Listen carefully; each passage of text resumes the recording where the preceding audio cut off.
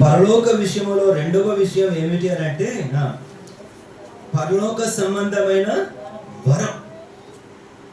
ఆ వరము పరిశుద్ధాత్మయే. ఏమిటా వరం? పర సంబంధమైన వరం ఏమిటి? అపోస్తుల కార్యముల గ్రంథం 2వ అధ్యాయం. అపోస్తుల కార్యముల గ్రంథం 2వ అధ్యాయం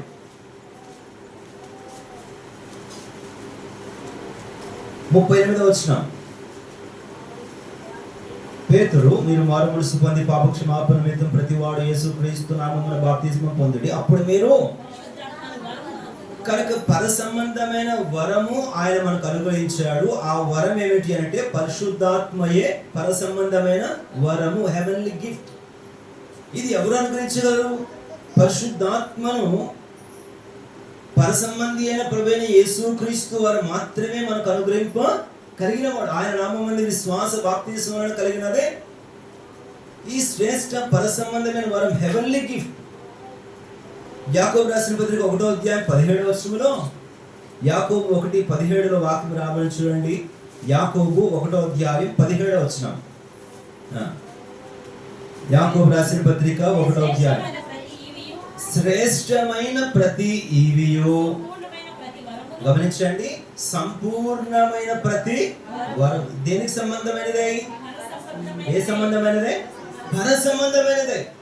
కనుక పరిశుద్ధాత్మను పర సంబంధమైన వరము ఆయన మనకు అనుగ్రహించాడు. అది శ్రేష్టమైన ఈవి, అది సంపూర్ణమైన వరం. A perfect gift and A better gift. చాలా శ్రేష్టమైనది, సంపూర్ణమైనది, పర సంబంధమైనది పరిశుద్ధాత్మ అను వరం ప్రభు మనకు అనుగ్రహించాడు. ఆ పరిశుద్ధాత్మను వరము పొందిన మనం, మన యందు నివసించుచున్న ఆ దైవాత్మ, పరిశుద్ధాత్మ, క్రీస్తు ఆత్మ మనలను ప్రతి దినం ఆదరిస్తున్నాడు, సర్వసత్యములోకి నడిపిస్తున్నాడు, మనకు బోధిస్తున్నాడు, మన పక్షాన విజ్ఞాపన చేస్తున్నాడు, మన ఆత్మతో కూడా సాక్ష్యము ఇచ్చుచున్నాడు, మనలను జీవింప చేస్తున్నాడు. Quickening, strengthening, witnessing, interceding. The Spirit of God, which is heavenly gift, was doing all these ministries onto our spiritual life. మన ఆత్మీయ జీవితానికి పరిశుద్ధాత్మ దేవుడే ఈ సకల పరిచర్యలను మనకు చేస్తాడు. కాబట్టి పర సంబంధమైన జీవం నాకు అనుగ్రహించి జీవింపజేసిన వాడవే, పర సంబంధమైన వరమును నాకు అనుభవింప చేసినందుకు నీకు స్తోత్రములు. మూడవది వచ్చేసి పరలోక విషయంలో, what is the third heavenly thing which lord Jesus has given. మూడవది పరలోక సంబంధమైన, పర సంబంధమైనది ఏమిటి ఆయన మనకు అనుగ్రహించాడు? అపోస్తుల కార్యముల గ్రంథం. అపోస్తలుడైన పౌలు ఈ చక్కని మాట, గంభీరమైన మాట అన్నాడు. అపోస్తుల కార్యముల గ్రంథం 23వ అధ్యాయం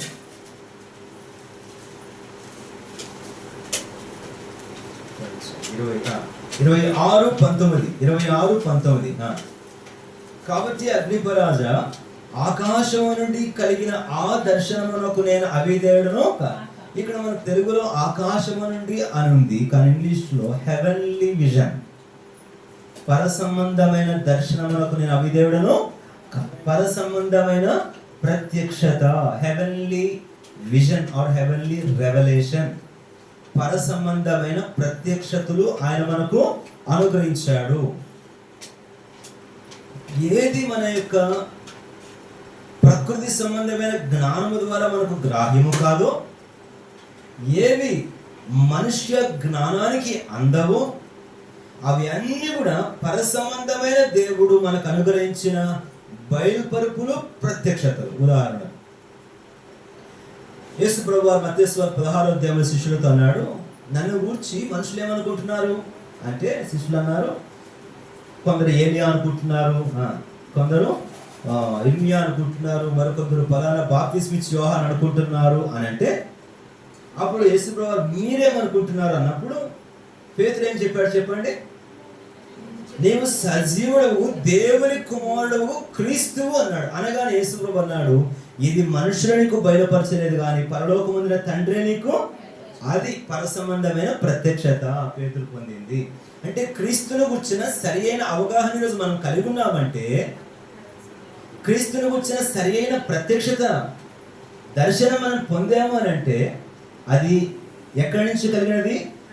పర సంబంధమైన ప్రత్యక్షతే గాని రక్త మాంసం మనకి ఇచ్చినటువంటి బయలుపరుపు కాదు. ఇలాగ అనుదినపు మన క్రైస్తవ జీవితంలో దేవుని వాక్యము ద్వారా మనకు అనుదినము అనుగ్రహించుచున్న పర సంబంధమైన ప్రత్యక్షతలు లేక దర్శనములు అనేక. ఉదాహరణకు ఈరోజు ఉదయం వాక్యం చదువుకుంటున్నా, నా అక్కర కొలది దేవుడు ఆ వాక్యములో ఆ అధ్యాయంలో ఒక వచనము ద్వారా దేవుడు నాకు కొంత బయలుపరుపును నడిపింపును ప్రత్యక్షతను ఇచ్చాడు. అది నాకు మనుష్య జ్ఞానం ఇచ్చిందా, పర సంబంధమైనటువంటి పొందేనా? పర సంబంధమైన ప్రత్యక్షత, అది మనుష్య సంబంధమైన గ్రహింపు కాదు. అది రక్త మాంసములు బయలుపరిచేవి కాదు, మనుష్య జ్ఞానానికి గోచరము కాదు. అందుకే కొరింథీయుల రాసిన అన్నాడు కదా, ఏవి కంటికి కనబడలేదో, ఏవి హృదయానికి అర్థం కాలేదో, చెవికి కనబడలేదో అది దైవాత్మయే మనకు బోధించుచున్నది.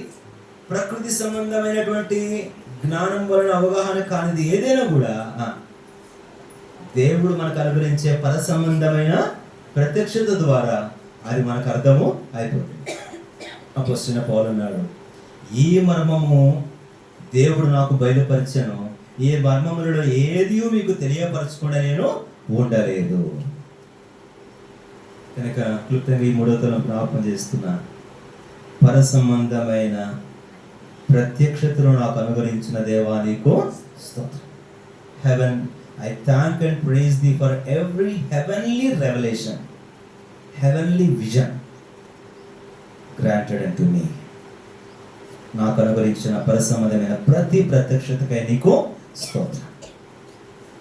అది ఎప్పటికీ నా ఈ లోక సంబంధమైన మనుష్య జ్ఞానం చేత ఎప్పటికీ నాకు అర్థం కానివి నీవు నాకు వాటిని బయలుపరిచావు, బోధించావు, విశదపరిచావు, విపులీకరించావు.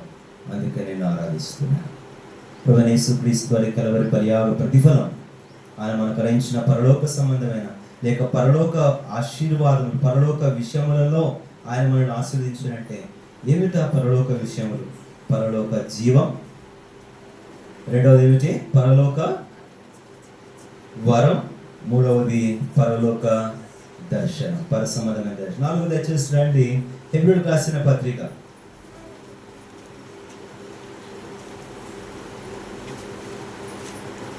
3వ అధ్యాయం 1వ వచనం అందరం కలిసి. హెబ్రీ 3:1 అందరం కలిసి. హెబ్రీ 3:1. ఎందువలన పరలోక సంబంధమైన పిలుపులో పాలు పొందిన పరిశుద్ధ సహోదరులారా. ఏ పిలుపు చెప్పండి ఇప్పుడు? పరలోక సంబంధమైన పిలుపు, హెవెన్లీ కాలింగ్. మనుషుని పిలిస్తే పెళ్ళికో పేరంటానికో అది ఈ లోక సంబంధమైన వాటి కొరకైనా ఇన్విటేషన్స్, ఆహ్వానాలు. కానీ మనం పొందినటువంటి ఈ శ్రేష్టమైన పిలుపు పరలోక సంబంధమైన పిలుపు, పరలోక సంబంధి చేత పిలువబడితిమి. సరే, దేని కొరకు పిలువబడితిమి అని అంటే లేఖనంలో అనేక సంగతులు మనం చూస్తాం. ఈ పరలోక సంబంధమైన పిలుపుతో పిలిచిన దేవుడు తన మహిమ కొరకు మనల్ని పిలిచాడు, తన రాజ్యము కొరకు మనల్ని పిలిచాడు, నీతి కొరకు మనల్ని పిలిచాడు. అంత మాత్రమే కాదు, ఫిలిప్పీ 3వ అధ్యాయం అంటాడు, ఆయన పిలుపునకు తగిన ఉన్నతమైన బహుమానమును పొందవలెనని. బహుమానము కొరకు ఆయన మనలను పిలిచాడు. ఇంకా చెప్పాలంటే పేతురు రాసిన పత్రికలో పేతురు అంటాడు, మీరు ఆశీర్వాదము కొరకై పిలువబడితిరి. Call for blessing, call to be blessed. ఆశీర్వదింపబడేందు కొరకే మీరు పిలువబడ్డారు. తెస్సలోనికీయులకు రాసిన మొదటి పత్రిక 2వ అధ్యాయం 16-15 వచనంలో తన రాజ్యమునకును తన మహిమకును మిమ్మల్ని పిలిచిన దేవునికి తగినట్టుగా మీరు. కాబట్టి ఆ పిలుపు అబ్రహాముని పిలిచిన వాడు, యాకోబుని పిలిచిన వాడు, మోషేను మండుచున్న పొదలో పిలిచిన వాడు, పౌలును ఆ దమస్కు మార్గాన్ని పిలిచిన వాడు, మనలను సైతం పరలోక సంబంధమైన పిలుపుతో పిలిచి పర సంబంధమైన వాటిని అనుభవించేందుకొరకే ఆయన మనల్ని పిలిచాడు. అందుకొరకే ఆ శ్రేష్ఠ పిలుపు యొక్క ఔన్నత్యాన్ని ఎరిగిన వారమై అందుకు మనము ఆరాధిస్తాం. ఇహ సంబంధి అయిన వాడు ఇహ సంబంధమైన వాటి కొరకు పిలిచినా పిలవచ్చేమో కానీ నీవు నన్ను పిలిచింది పర సంబంధమైన అనుభవించేందుకు కొరకే, పరలోక సంబంధమైన పిలుపుతో నీవు నన్ను పిలిచినందుకు స్తోత్రాలు. It's a heavenly high calling. అది చాలా ఉన్నతమైనది. కాబట్టి ప్రభువును మనం స్తుతిద్దాం, ఆరాధిద్దాం. అది ఎంత ఘనమైనటువంటి ఇన్విటేషన్ ఆర్ కాలింగ్, అది మనం గ్రహించగలిగితే ఎంతో మేలు. సరే, కాబట్టి పరలోక జీవం అనుగ్రహించిన దేవుడు, లేక పర సంబంధమైన జీవం మనకు అనుగ్రహించిన వాడు, పర సంబంధమైన వరం మనకు రుచి చూపించిన వాడు, పర సంబంధమైన ప్రత్యక్షతలు మనకు అనుగ్రహించిన వాడు, పరలోక సంబంధమైన పిలుపుతో మనల్ని పిలిచిన మన ప్రధాన యాజకుడు. ఆయన మనం స్తుతించడానికి ఎంతైనా బాధ్యులం. కనుకనే ఈరోజు మనం ఆత్మీయంగా సాగిపోతున్న మనం చివరిగా మరొక మాట జ్ఞాపకం చేస్తాను. మరి కొన్ని సంగతులు జ్ఞాపకంలోకి వస్తున్నప్పటికీ కూడా ఈ తలంపుతో ముగిస్తే, ఇట్టి పరలోక విషయములలో పర సంబంధమైన వాటిని అనుగ్రహించిన దేవుడు మనల్ని ఎక్కడికి తీసుకొని పోయేందుకు సిద్ధపరుస్తున్నాడు అని అంటే, హెబ్రీ 11వ అధ్యాయం రండి. హెబ్రీ 11వ అధ్యాయము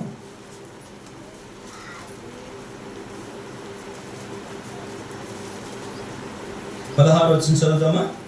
హెబ్రీ 11:16. అయితే వారు మరి శ్రేష్టమైన దేశమును అనగా పరలోక సంబంధమైన దేశమును కోరుచున్నారు. పరలోక సంబంధమైన దేశం, పరలోక విషయములలో ఆస్వాదించును అన్నప్పుడు ఏమేమి ఆ పరలోక విషయాలు? అనేకమైన సుదీర్ఘ జాబితా ఉన్న కొన్ని మనం ప్రభువును ఆరాధించేందుకు కొరకే మనం ధ్యానించుకుంటూ దానిలో మనం గుర్తు చేసుకుంటున్నాము. ఈ పర సంబంధమైన జీవమిచ్చి, పర సంబంధమైన వరమిచ్చి, పర సంబంధమైన ప్రత్యక్షత ఇచ్చి, అంతేకాదు ఆయన పర సంబంధమైన పిలుపును మనకు అనుగ్రహించి మనల్ని దేని కొరకు సిద్ధపరుస్తున్నాడు అని అంటే, పరలోక సంబంధమైన దేశము కొరకు మనల్ని సిద్ధపరుస్తున్నాడు. We are ordained and we are fixed and we are seeking heavenly city. పరలోక సంబంధమైన దేశం. ఆ పరలోక సంబంధమైన దేశం దాని గురించి మరొక మాట అక్కడ మనము హెబ్రీ 12లో ఇంకొక పదం చూపిస్తాను. ఆ పరలోక సంబంధమైన దేశం ఏమిటది? హెబ్రీ 12:22. ఇప్పుడైతే సియోను అను కొండకును జీవము గలదేని పట్టణమునకు, అనగా what is that heavenly city? ఏమిటా పరలోక పట్టణం? పరలోక యెరూషలేం, మహిమ గలదియు అలంకరింపబడినయున్న నూతన యెరూషలేం, పరలోకపు పట్టణం.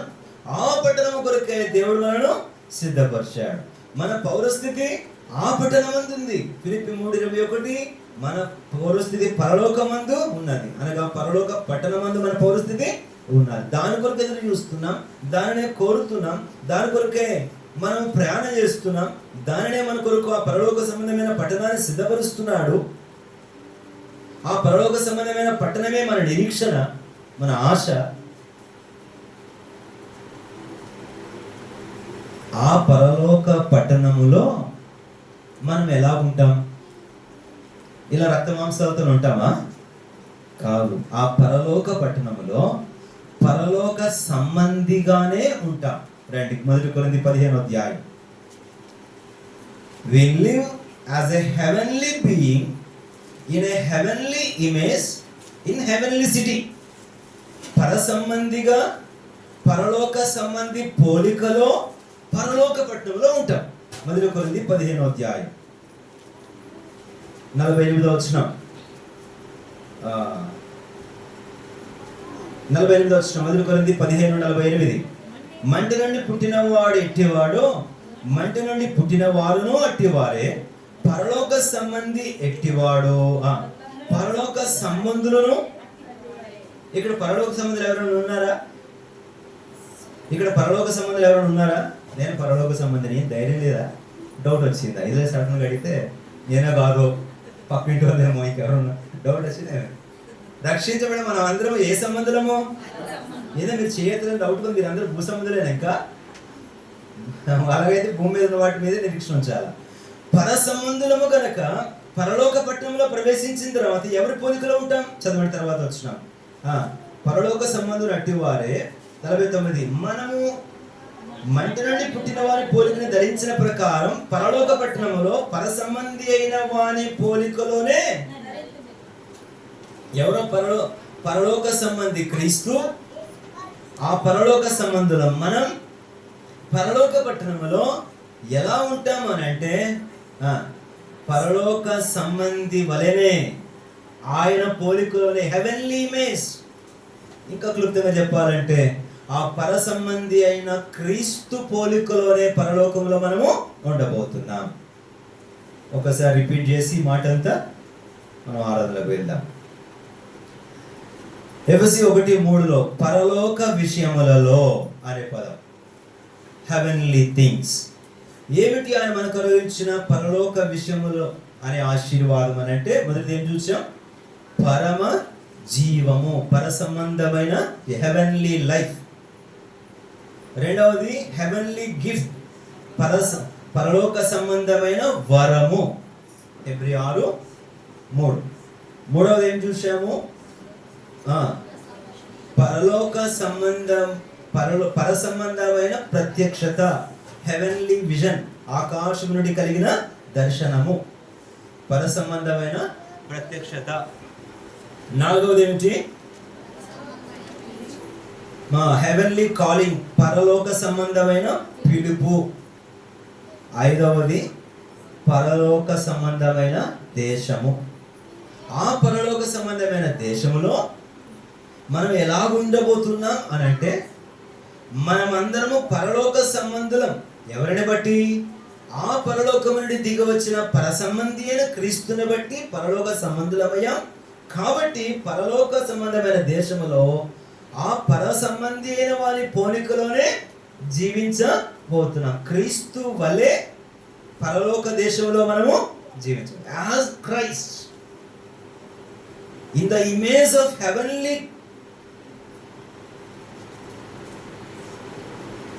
ఆ పరలోక సంబంధి అయిన వాని పోలికలో. ఆ మాటని ఎందుకు ఇన్నిసార్లు రిపీట్ చేస్తున్నానంటే విసిగించడానికి కాదు, దాని ఔన్నత్యం అర్థం చేసుకోవాలి. నువ్వు ఎలా ఉన్నావంటే ఎలా ఉన్నావంటారు, ఎవరిలా ఉన్నావంటే ఎవరిలా ఉంటారు చెప్పినారు. ఎవరు అన్నారా? మీ డాడీలా ఉన్నావు, మీ మమ్మీలా ఉన్నా అంటారు కదా. వాక్యం ఏం చెప్పేది? ఇప్పుడు మంటి నుండి పుట్టినవాడు మంటి సంబంధి అనే పోలిక. ఈరోజు మనం పర సంబంధులం కనుక పర సంబంధి అయిన వారి పోలిక అంటే గుర్తుపెట్టుకోండి, గమనించి ఆరాధించండి. ఆ పరలోక దేశంలో పర సంబంధి అయిన క్రీస్తు పోలికలో నేను జీవించబోవటం అని అంటే, అది ఆ పోలిక నాకు ధరింపజేసిన దేవుని ప్రేమ ఎంత గొప్పది. I am not going to live in that heavenly city in earthly image. I am going to live in that heavenly city in heavenly image. అది నా ధన్యత. అంటే నా రూపం ఆయన దినదినం నా రూపం అంతా తీసేస్తున్నాడు. క్రీస్తు రూపమున్నాడు కానీ మార్పు చెందుతున్నాడు. ఒకరోజు వస్తుంది, నేను ఆ పరలోక దేశంలో పరలోక సంబంధి అయిన వారి పోలికను ధరించి యుగాలు జీవించబోతున్నాడు. ఎట్టి గొప్ప ధన్యత కొరకే ఆయన మనలను ఎంపిక చేసుకున్నాడు, ప్రేమించి ప్రాణం పెట్టాడు, రక్షించి మనం నీతిగా తీర్చాడు. అందుకే ప్రభు అయిన దేవుని స్తుతించి ఆరాధించుగాక. మోకాల మీదకి వెళ్దాం, ప్రభుని ఆరాధించుకుందాం. పరలోక విషయమైన ప్రతి ఆశీర్వాదము నీకు స్తోత్ర. పరలోక జీవము నాకు సమృద్ధిగా అనుగ్రహించిన వాడానికి స్తోత్ర. పరలోక సంబంధమైన వరం నాకు రుచి చూపించిన దేవానికి స్తోత్రం. పరలోక సంబంధమైన ప్రత్యక్షతలు, దర్శనములు, బయలుపరుపును నాకు అనుగ్రహించిన వాడానికి స్తోత్రం. పరలోక సంబంధమైన ప్రతి ఆశీర్వాదమును నాకు అనుగ్రహించిన దేవుడుగా నేను ఆరాధిస్తున్నాను. ఆ పర సంబంధమైన దేశం నా కొరకు నీ వాగ్దానం చేసినందుకు, ఆ దేశంలో పర సంబంధి అయిన వారిని పోలిక ధరిస్తానన్న నిరీక్షణ నాకు ఇచ్చినందుకు స్తోత్రం. పరలోక సంబంధమైన పిలుపును నాకు అనుగ్రహించినందుకే స్తోత్రం. మెట్టుకు నాకు కలిగిన ప్రతి ఆశీర్వాదం పరలోక విషయమైన ఆశీర్వాదమే. అందుకే నేను ఆరాధిస్తున్నాను. భూ సంబంధమైనది భూసంబంధులు నాకు ఇవ్వగలరేమో కానీ ఈ పరసంబంధమైనవి నీవు తప్ప నాకు ఎవ్వరూ ఈ భూసంబంధులు ఇవ్వలేనివి ప్రభు. నీవు నాకు అనుగ్రహించినందుకై స్తోత్రం అంటూ ప్రభువును ఆరాధిస్తా. పరమా జీవము నాకు నివా తిరిగి నాతో నుండా, పరమా జీవము నాకు నివా తిరిగి లేచెను నాతో నుండా, నిరంతరము నడిపించును, మరల వచ్చి ఎసుకొని పోవును, నిరంతరము నడిపించును, మరల పడండి అందరూ.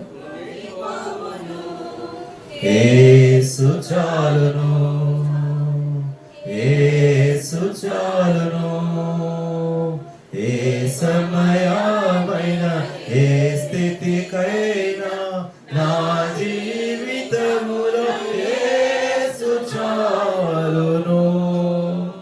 ఆరాధించండి, ఒకరి తర్వాత ఒకరు ప్రభువును ఆరాధించండి. పరిశుద్ధుడు అయిన మా దేవా, పరమందాసీనుడైన